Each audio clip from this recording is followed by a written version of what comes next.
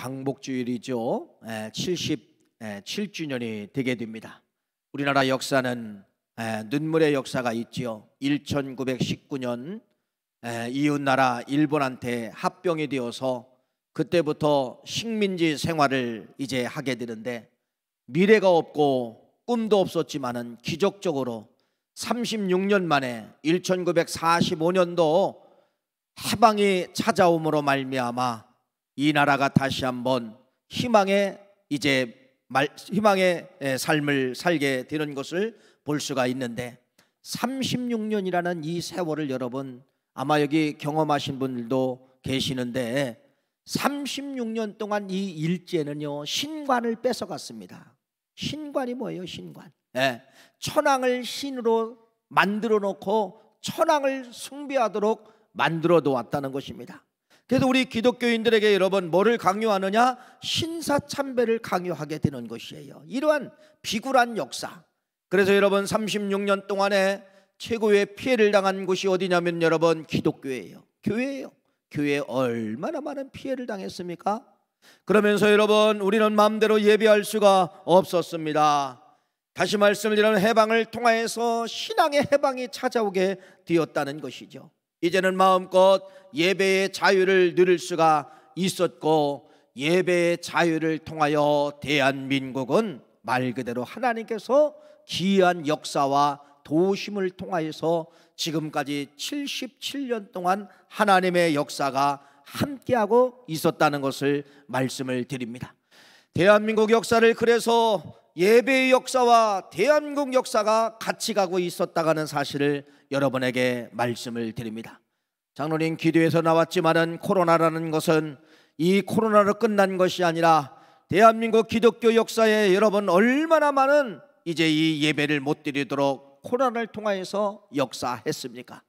여러분 말씀을 드립니다. 다시 한번 우리는 예배가 회복되어야 됩니다. 예배가 회복되어야 교회가 회복되어야 나라가 회복되어지는 것이고, 하나님의 기이한 도심이 다시 한번 출발될 수 있다는 이 사실을 여러분들에게 다시 한번 말씀을 드립니다. 하나님의 소원이 있습니다.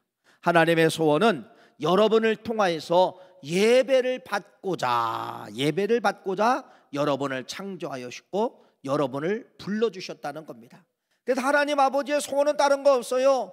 여러분을 통하여 예배의 재롱을 받기를 원하신다는 겁니다. 여러분 할머니 할아버지들의 그 기쁨이 있지요. 손주들이 와서 재롱 부릴 때 할머니 할아버지들이요, 여러분 얼마나 지금까지 수고와 염려로 자식 키웠습니까? 그 수고와 염려가 모든 것이 다 사라지는 것이에요. 마찬가지예요. 하나님도 여러분을 통하여 뭐를 받기를 원하시느냐? 재롱 받기를 원하시는 거예요. 어디를 통하여? 예배가 하나님 앞에 재롱 드리는 그러한 역사라는 것을 여러분 믿으시기를 간절히 바랍니다. 그래서 우리의 목적은 바로 뭐냐? 하나님의 이 목적을 이루어 드리는 거예요. 예배자로 사는 것이에요. 예배에 이제 여러분 재롱자로 사는 것만이 하나님의 목적과 뜻을 이룰 수가 있는 것입니다. 여러분 구약 성경에 여러분들이 모델 아니면 대표자 뭐 여러 인물들이 있죠. 그래도 많은 사람들에게 물어보면 대부분 이야기하는 분들이 누구냐면 여러분 아브람입니다. 아브람은 믿음의 조상이에요. 또 여러분들의 신앙의 모델 이런 걸로 여러분들이 아브람을 꼽지 않습니까? 맞습니다. 또 신약의 대표적인 사람을 꼽으라면 여러분 누구를 꼽아요? 바울을 꼽습니다. 바울처럼 살겠습니다. 전반전에는 내가 이렇게 살았지만은 후반전에는 제가 멋지게 하나님을 위해서 전도하고 선교하고 교회 중심으로 살겠습니다. 이렇게 여러분 구약에는 아브람, 신약에는 누구? 바울을 여러분들이 뽑을 수도 있다는 것입니다. 또 대부분 사람들이 그렇게 뽑고 있다는 것입니다. 그런데 성경에 보니까 여러분 이 두 분 아브람이나 바울이나 이 두 분의 공통점이 있다는 거예요. 공통점. 오늘 말씀의 주제가 이분들이 가지고 있는 이 공통점을 우리가 내 걸로 만들자는 것입니다. 그래서 여러분 오늘 본문 말씀 공통점을 찾아봐야 되는데 오늘 본문 말씀을 다시 한번 읽습니다. 창세기 14장 13절 앞절 말씀 한 절만 주목해서 한번 읽어보도록 하겠습니다. 읽어봅시다. 시작. 도망한 자가 와서 히브리 사람 아브람에게 알리니. 거기 단어 하나가 나오죠. 누구 사람? 아브람이라고 해도 괜찮는데 아브람이라는 그 이름 앞에 뭐를 집어넣었어요? 히브리 사람 아브람에게 고하니. 히브리 사람 아브람. 자, 그러면서 바울에 대해서 말씀하고 있는데 빌립보서 3장 5절 말씀을 한번 읽어볼까요? 여기도 이제 같은 단어가 나오죠. 바울이 내가 누군가를 고백하는 겁니다. 읽어보세요. 시작. 나는 8일 만에 할례를 받고 이스라엘 족속이요 베냐민 지파요 히브리 중에 뭐다? 히브리인이요 율법이로는 바리새인이다. 여러분, 아브람과 바울과의 공통점 찾아냈지요. 뭐예요? 히브리인입니다. 히브리인. 오늘 제목이 히브리인을 찾습니다. 오늘 이 제목이 이거예요. 이 히브리인에 흘러가는 영적 메시지가 무엇인가를 여러분에게 말씀을 드릴 터인데, 이 히브리인에게 흘러가는 영적 메시지를 내 말씀으로 붙잡자, 이제 그런 말씀이에요. 그러면은 결론부터 말씀을 드리면은 히브리인이라고 하는 것은 이 뜻은 바로 무엇이냐면요, 하나님이 주목하여 보는 자들, 이 말이에요. 하나님의 눈이 있죠. 하나님의 눈동자, 하나님의 귀가 있어요. 하나님이 가시다가 여러분 어디에 귀가 멈추느냐, 하나님의 발걸음이 어디에 멈추느냐, 이렇게 말씀을 드린다고 하면 여러분 이런 말씀입니다. 하나님은 예배하는 소리가 들리면은 하나님은 멈추신다는 겁니다.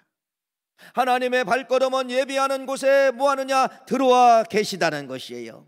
하나님의 소리는 여러분 예배하는 소리를 찾고 있다는 것입니다.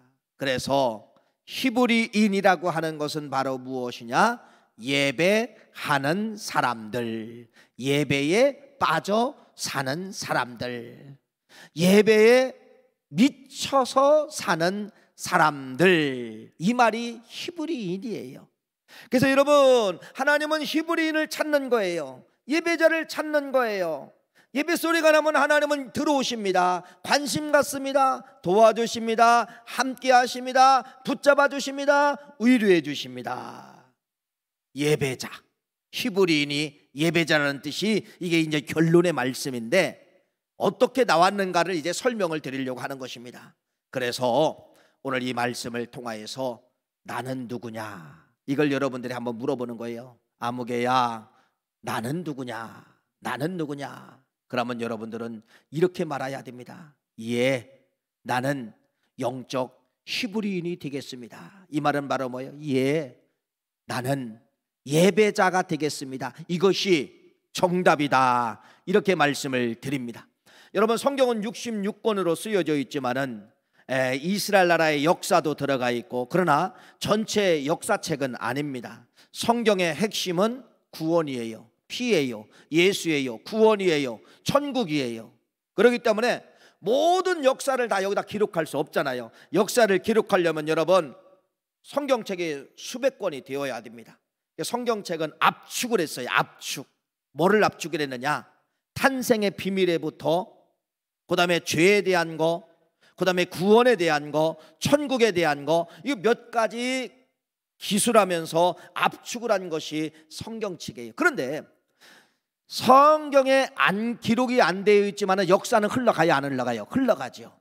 그래서 이스라엘 나라의 역사책이 있습니다. 이스라엘 나라의 역사책인 미드라시라고 하는 이 역사책에 보면은 성경에 없는 나라들이 등장하고, 성경에 없는 사람들이 등장하고, 성경에 없는 여러 가지 행동들이 등장하는 것이 미드라시 역사책이 있습니다. 자, 거기 그 책에 보면은 여러분 성경에 없는 나라 하나, 성경에 없는 왕국 하나가 등장을 하는데, 그 왕국이 바로 무엇이냐면요, 에볼라 왕국이에요. 에볼라 왕국. 에볼라 왕국. 그럼 이 에볼라 왕국은 어떻게 만들어졌느냐? 이렇게 만들어집니다. 노아의 홍수가 끝나고 이제 노아의 방주에서 노아의 가족들이 이제 나오게 되죠. 그래서 이제 시간이 흘러가는 거예요. 시간이 한참 흘러가서 이제는 사람들이 누구를 잊어먹게 되냐면 여러분 하나님을 잊어먹게 됐다는 겁니다. 노아의 후손들이 여러분 시간이 많이 흘러가서 하나님의 역사를 잊어먹습니다. 하나님의 심판을 잊어먹습니다 라고 하면서 그들 나름대로 뭐를 만드느냐, 불안하니까 신들을 만드는 거예요. 그 이방신이에요. 이방신. 하나님을 망각하고 노아의 먼 후손들이 죄를 짓기 시작을 하는 겁니다. 여러분, 그러면서 사라진 것이 뭐가 있느냐? 예배가 사라지는 거예요. 제사가 사라지는 거예요. 하나님의 이름이 사라지는 거예요. 그래서 노아의 후손 시대에 영적 암흑기가 찾아오게 되었다는 것입니다. 영적 암흑기 깜깜합니다. 하나님의 이름도 몰라요. 제사할 줄도 몰라요. 여러분, 이런 영적 암흑기가 찾아오게 되었는데, 여러분, 역사서는 이렇게 이야기합니다. 성경과 묶어서 역사서는 명맥을 유지한 노아의 가족이 있었더라. 명맥, 어떤 명맥?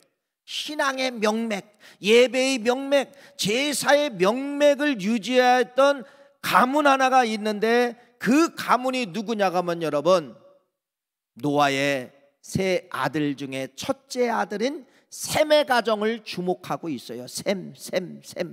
그래서 창세기 10장 말씀에 보면은 노아가 누구를 낳고 쭉 나오는데 셈의 가족에 대해서 나옵니다. 노아가 셈을 낳고, 셈은 아르박사를 낳고, 아르박사는 셀라를 낳고, 셀라는 에벨을 낳았더라. 이렇게 노아의 5대 손을 기록을 하고 있어요.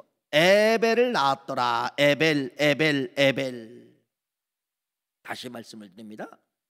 노아의 첫 아들인 셈의 후손, 다시 말씀을 드리면 노아의 5대 손째인 이 에벨에 의해서 꺼져가는 신앙의 불을 켜게 되었다는 거예요. 꺼져가는 예배의 불을 이 에벨에 의해서 그 불을 켜게 되었어요. 그래서 그들만이 독특하게 예배의 불을 붙잡은 사람들, 하나님께 예배하기 위해 모인 공동체를 형성을 하게 되는 거예요. 그 공동체가 점점 커져가지고 하나의 왕국을 만들게 되는데, 그 왕국이 에볼라 왕국입니다. 어디에? 하란 지역 밧단 아람. 여러분, 밧단 아람 하면은 생각이 나지요? 하란 땅의 넓은 지역에 밧단 아람 중심으로 그쪽에다가 에볼라 왕국이 형성이 되게 되는 것을 말씀을 하고 있다는 것입니다. 에볼라 왕국, 결론은 바로 뭐예요? 하나님께 예배하는 공동체. 남들은 다 무시하고 남들은 외면할 수 있을 때 이들만 독특하게 구별되어서 이들만 예배하는 공동체가 에볼라 공동체인데, 이 공동체가 어느 지역에? 하란 지역에, 밧단 아람 지역에, 아브라함이 살고 있는 갈대아 우르 지역, 그쪽이 다 하란 지역인데, 그쪽에 에볼라 왕국이 뭐가 되었더라? 건설하게 되었더라. 누구에 의해서? 노아의 오대손인 에벨에 의해서 조그만 공동체, 예배의 공동체, 이제는 에볼라 왕국의 공동체를 형성하면서 이들의 주목적은 바로 뭐냐? 이거예요. 저들처럼 살지 말자. 저들은 누구예요? 심판 이후에도 여러분, 함과 야벳의 후손들은 여러분, 하나님이 어디 있느냐? 하나님을 배교하면서 이상한 신들을 만들며 그들에게 절하고 그들에게 찾아가고 그렇게 살면서 이 에벨의 후손들, 다시 말씀드리면 셈의 후손들은 뭐라고 이야기하느냐? 저렇게 살지 말자. 우리는 좀 구별되게 살자, 특별하게 살자. 그래서 이들이 예배하는 공동체를 만들었던 것이 어떤 거라고 하는 거예요? 에볼라 공동체. 에볼라 공동체는 그래서 에벨에 의해서 만들고, 이들은 거룩하게 구별되면서 이들의 목적은 하나님께만 예배하는 사람, 하나님을 위해서, 여러분, 하나님만 위해서 사는 사람들이다, 이렇게 말씀을 드립니다. 그러면서 성경은 족보에 대한 이야기가 쭉 이야기가 나가요. 창세기 10장 이후에 족보에 대한 이야기가 나가는데, 자, 에벨이라는 이 사람, 저기 노아의 5대 손이죠. 에벨이라는 사람이 에볼라 왕국을 만들고, 이제는 성경은 이렇게 이야기합니다. 에벨이 누구를 낳고? 벨렉을 낳고, 벨렉은 루를 낳고, 루는 수룩을 낳고, 수룩은 나홀을 낳고, 나홀은 데라를 낳고, 데라는 아브람을 낳았느니라. 또 이렇게 성경이 흘러갑니다. 에볼라 왕국을 만든 에벨의 7대 손이 누구냐면 여러분 아브람이라는 것을 성경은 기록을 해놓고 있어요. 7대 손이 아볼라 왕국이다. 그러니까 여러분 이렇게 여러분들은 말씀을 가져야 됩니다. 아브람은 에볼라 왕국에서 살면서 어려서부터 무슨 영향을 받았다는 거예요? 무슨 영향? 예배의 영향을 받았다는 것입니다. 여기 계신 분들은 이제 시골 출신들이 많지요. 시골 출신, 저도 시골 출신이지만은 옛날에 시골 출신들 여러분 잘 보세요. 교회 가는 게 최고의 낙입니다. 부모님들은요 교회 안 다녀요. 그런데 아이들은 뭐예요? 교회 다닙니다. 주일날 가고 성탄절날 가고 여름 성경학교 하고 여러분 이런 가정들이 대부분이었다는 겁니다. 부모는 안 믿어도 아이들은 어디 갔어요? 교회 갔어요. 그런 분들이 여러분일 거예요. 마찬가지예요. 아브람도 자기가 태어난 그 지역이 에볼라 왕국이에요. 에볼라 왕국은 예배하는 사람들이에요. 어려서부터 아브람은 뭐를 받았다? 자기도 모르게 신앙의 영향을 받고 살았다라고 하는 것을 성경에는 없지만은 역사서에는 기록되어져 있고 성경에는 그런 족보가 나와 있기 때문에 분명히 그렇다는 사실을 알고 여러분들이 창세기 12장을 이따가 볼 줄 알아야 된다는 것입니다. 자, 그래서 이들에게 별명 하나가 이제 붙여지는 것이에요. 별명 하나가 이제 붙여지게 되는데 그것이 바로 뭐냐면요 히브리인이라는 별명을 붙여지게 되는 것이에요. 에볼라 왕국에 사는 사람들은 히브리인이다 이 별명이 붙여지게 되는 거예요. 이제 같은 말이죠. 에볼라 왕국이든 히브리인이든 같은 말이에요. 히브리인은 별명이에요. 여러분 히브리인의 그런 원뜻은 바로 뭐예요? 예배하는 사람들, 예배에 미쳐 사는 사람들, 예배 중심으로 사는 사람들, 이 별명이 바로 뭐예요? 히브리인이다 그 말이에요. 히브리인이다. 네, 이 별명을 갖게 된다는 것입니다. 여러분 그래서 이 에볼라 사람들은 왕국에 사는 사람들은 히브리인으로서 히브리 사람이라는 별명을 받으면서 이들의 목적은 남들이 다 외면할 때 죽어도 예배 살아도 예배 사는 목적도 예배 철저하게 예배 중심으로 살았던 사람들이 누구냐? 이 사람들이고 그래서 이들의 별명은 히브리인이라는 별명을 받게 되고 이들은 예배를 끝까지 붙잡고 살린 사람들이 누구라는 거예요? 히브리 사람들, 제사민족, 예배민족, 하나님만 쳐다보는 민족, 이러한 별명을 갖게 되었다는 것이죠. 다시 말씀을 드립니다. 그러면 여러분 쉬운 말로 이렇게 이야기합니다. 히브리인은 예배에 빠져 사는 사람들 그 뜻이에요. 그래서 서두에서 여러분 제가 이런 말씀을 드렸죠. 히브리인이 됩시다. 오늘 제목이 히브리인이 됩시다 그거예요. 여러분이 뭐 유태인이 되라 그런 말이 아니에요. 히브리인이 됩시다. 이 말은 바로 뭐예요? 예배에 빠져 사는 사람이 됩시다. 예배에 여러분 미쳐 사는 사람이 됩시다. 그 말로 여러분 해석할 수가 있다는 것이에요. 자, 이 말씀이 있어야 창세기 12장 말씀이 여러분 창세기 12장 아브람을 불러주시는 장이잖아요. 왜 아브람을 믿음의 조상이라고 이야기합니까? 창세기 12장 1절부터 3절 말씀 다 아시는 말씀이잖아요. 여러분 창세기 12장에 갑자기 하나님이 아브람에게 찾아옵니다. 여호와께서 아브람에게 이르시되 너는 너의 고향과 친척과 아버지의 집을 떠나 내가 네게 보여줄 땅으로 가라. 내가 너로 큰 민족을 이루고 네게 복을 주어 네 이름을 장대케 하리니 너는 복이 될지라. 너를 축복하는 자에게 내가 복을 내리고 너를 저주하는 자에게 내가 저주하리니 땅의 모든 족속이 너로 말미암아 복을 얻을 것이니라 하신지라. 히브리인이라고 하는 해석이 없으면은 창세기 12장을 맘대로 해석합니다. 맘대로 해석해요. 어느 날 갑자기 하나님이 아브람에게 덜커덩 찾아와서 너 떠나라 내가 너에게 복 주겠다. 이거 믿을 사람 누가 있어요? 한번 보세요. 여러분 꿈속에서 어떤 신이라는 분이 나타나가지고 너 네 집을 떠나라, 가족도 떠나라, 친척도 떠나라, 떠나는 땅에 가서 내가 너에게 복을 주겠다. 믿을 사람이 있어요, 없어요? 아무도 없습니다. 아무도 없습니다.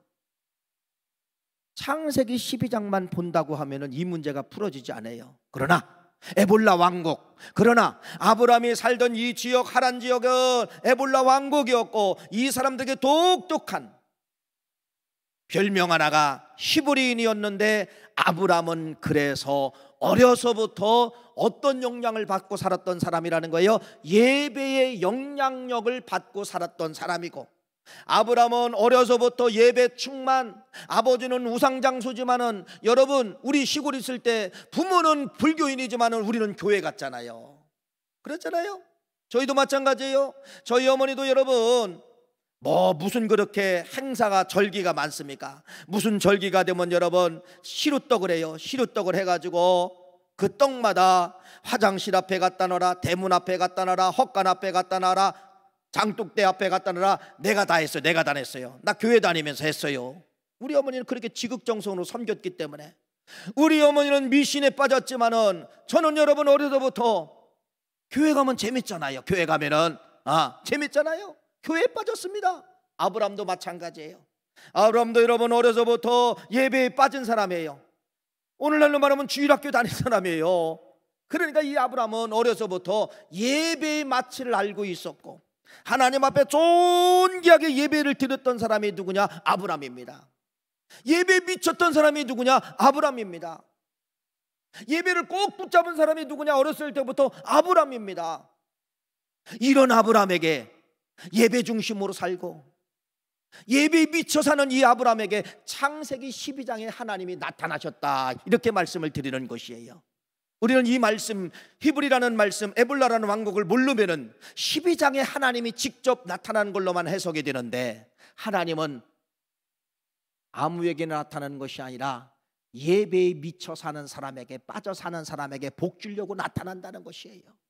창세기 12장은 이미 예배에 빠져 살던 아브라함에게, 예배에 미쳐 살던 아브라함에게 12장 복 주려고 하나님은 12장에 나타나신 거예요.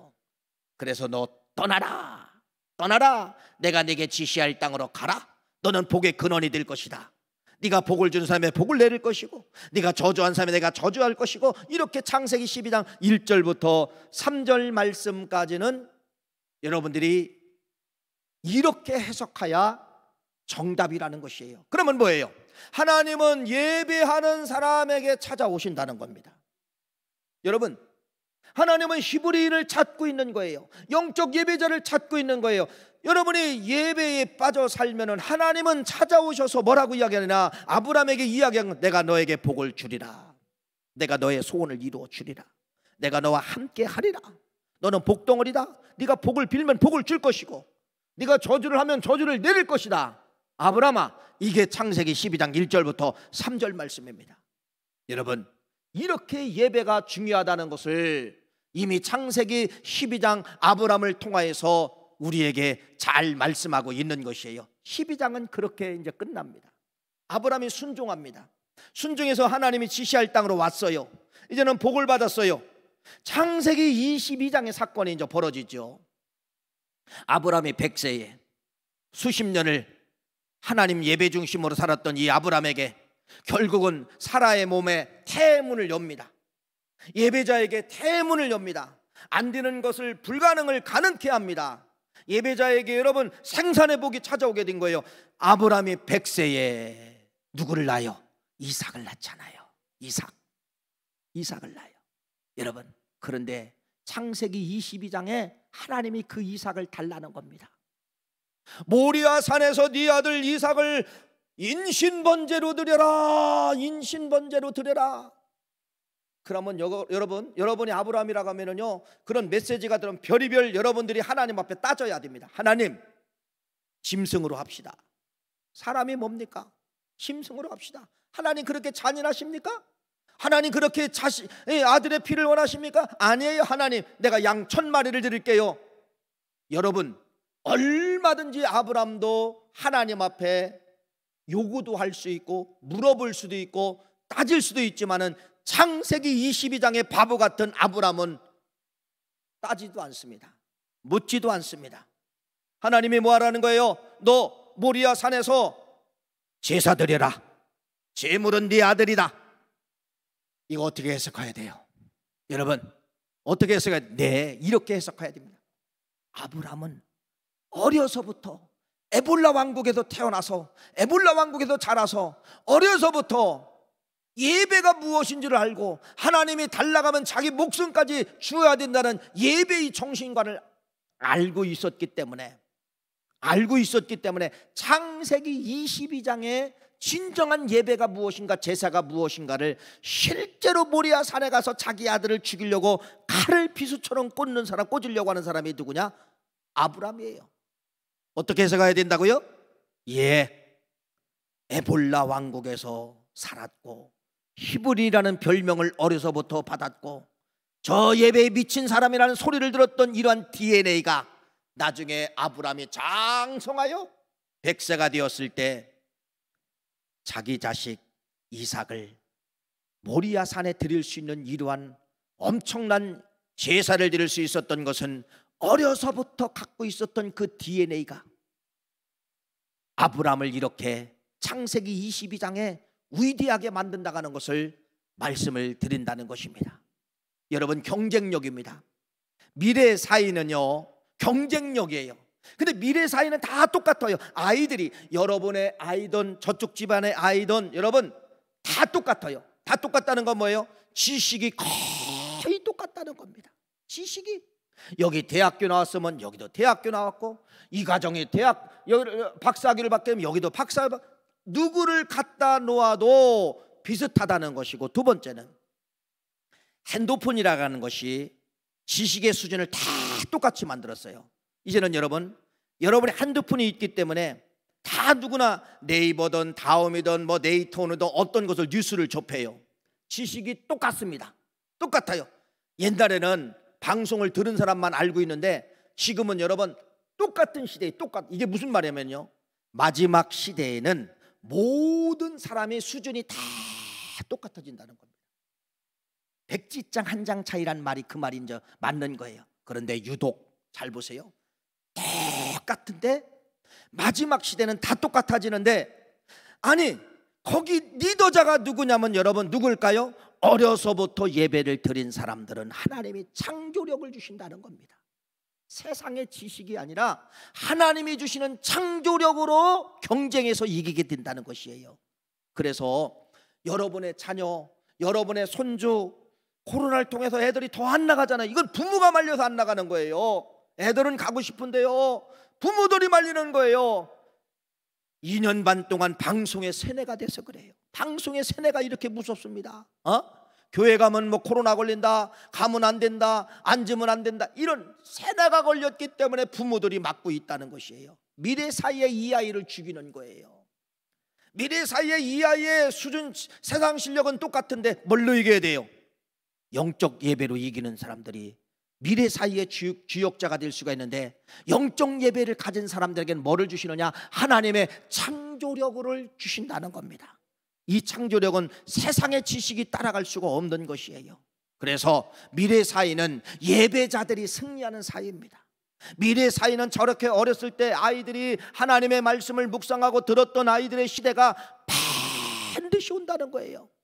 미래 사이는 세상의 지식이 좀 부족해도 하나님이 주시는 창조력을 가지고 세상을 이길 수가 있다는 것을 말씀을 드리는 거예요. 아브람, 창세기 22장에 어떻게 자식을 죽이는 예배를, 제사를 드릴 수가 있어요? 뭐예요?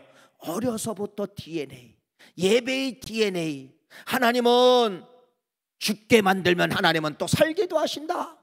여러분, 이것이 아브람이 가지고 있었던 예배의 정신관이에요. 그래서 아브람이 종에게 뭐라고 이야기하느냐? 내가 저 산에서 예배하고 내려온다는 표현을 쓰게 됩니다. 내려온다는 표현을 쓰게 되는 거예요. 나는 죽여도 하나님은 뭐한다? 살린다. 내 자식을 살린다. 이 희망을 가지고 모리아 산에 올라간 것이에요. 어떻게 이런 믿음을 가질 수가 있을까요?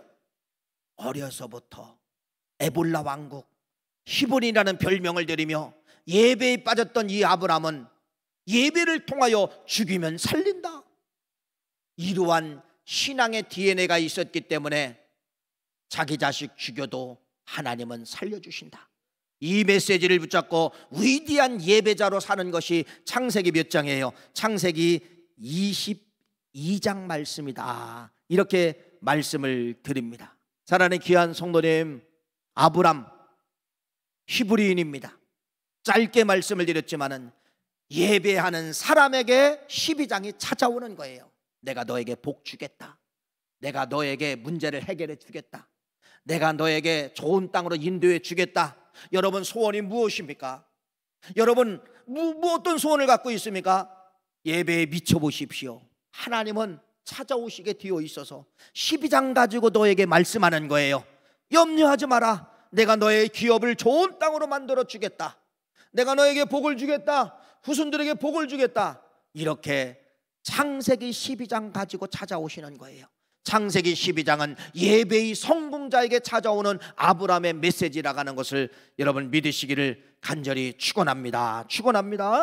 그래서 여러분 히브리인이 됩시다. 이 말은 바로 뭐예요?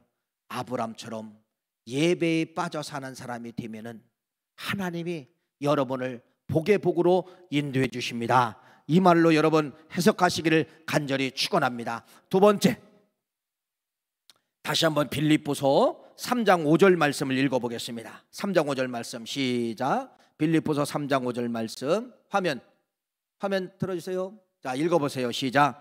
나는 8일 만에 할례를 받았고 이스라엘 족속이요 베냐민 지파요 히브리인 중에 히브리인이요. 바울이 내가 누군가를 설명하고 있는데 여러분 나는 누구라는 거예요? 히브리인 중에 히브리인이요. 그럼 역사적으로 올라가 보세요. 나는 누구의 계열이라는 거예요? 아브라함의 계열입니다. 더 올라가면 나는 노아의 첫 번째 아들인 셈의 계열입니다. 노아의 후손입니다. 여러분 이렇게 말씀을 하고 있어요. 이렇게 말씀하고 있어요. 히브리인 중에 히브리인입니다. 그런데 바울 이전에 사울이잖아요. 사울 때 히브리인으로 사나 보세요. 못 살아요. 예수가 없는 사울은 히브리인이지만은 히브리인이 누구를 공격하느냐? 예배자를 공격합니다. 그래서 바로 뭐예요? 기독교인들을 죽이는 거예요. 히브리인이 예배자를 공격한다. 히브리인이 예배자를 죽인다. 이것이 사울이라는 이름을 가졌을 때입니다. 사울이라는 이름을 가졌을 때예요. 그러니까 내 안에 여러분 예수가 없으면 내가요, 보세요, 내 안에 예수님이 사라지고 예수님이 희미해지면 내가 누구를 공격하나 보세요.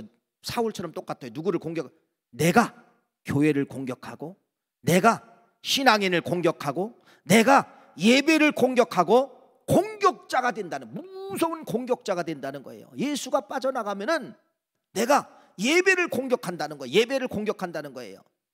그런데 사도행전 9장에 다메섹 도상으로 내려가다가 이 사울이라는 이 사람이 여러분 거기서 누구를 만나는가? 예수를 만나는 거예요. 예수를 만나는 거예요.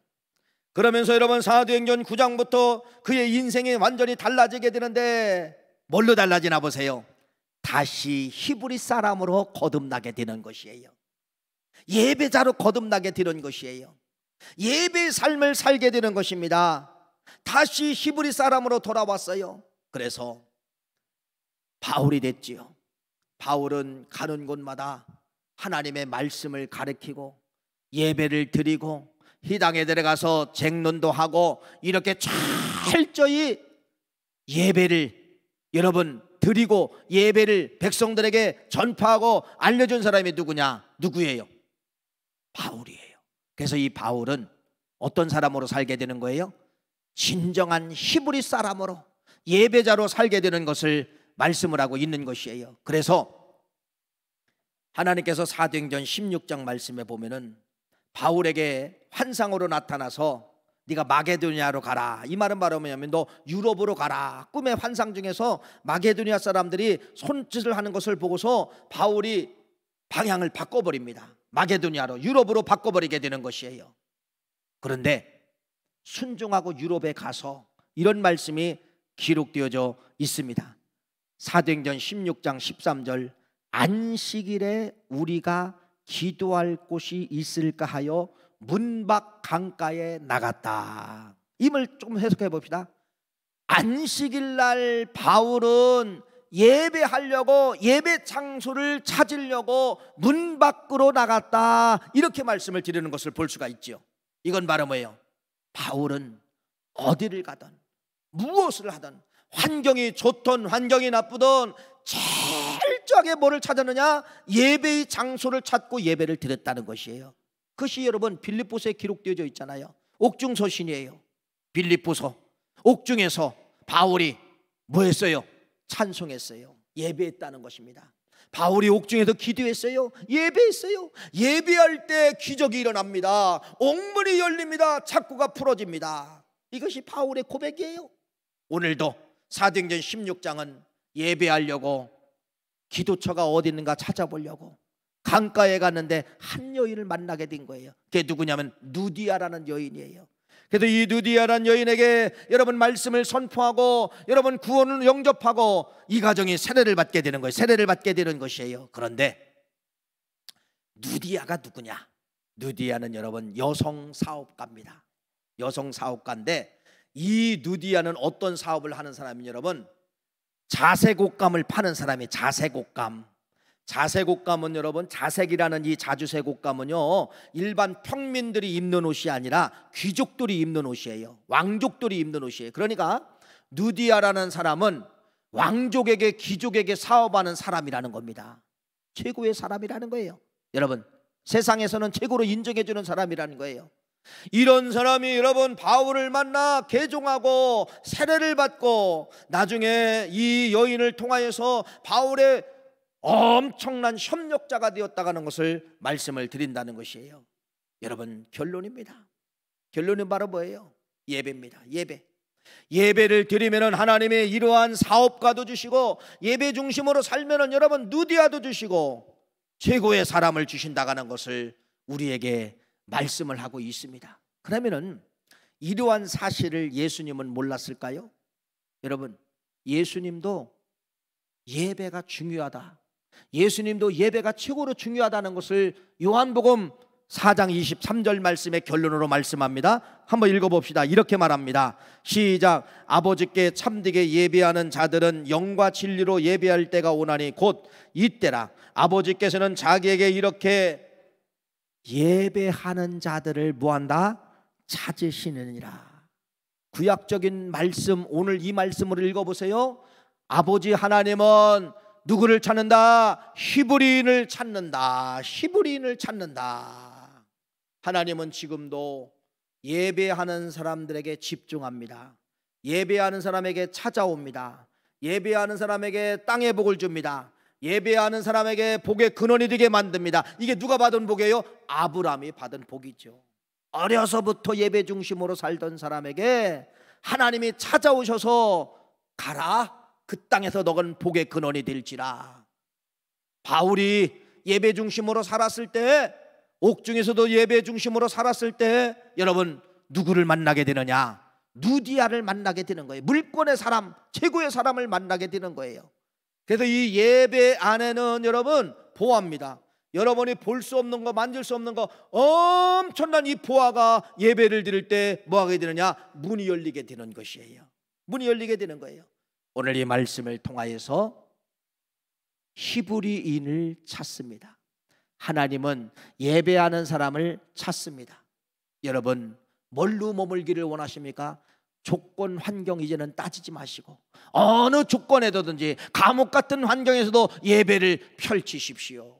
예배자 이것이 생명선이라는 사실을 여러분에게 말씀을 드리며 예배가 회복하시는, 예배에 미쳐 사는 아브람처럼 우리 모두가 되시기를 간절히 축원합니다.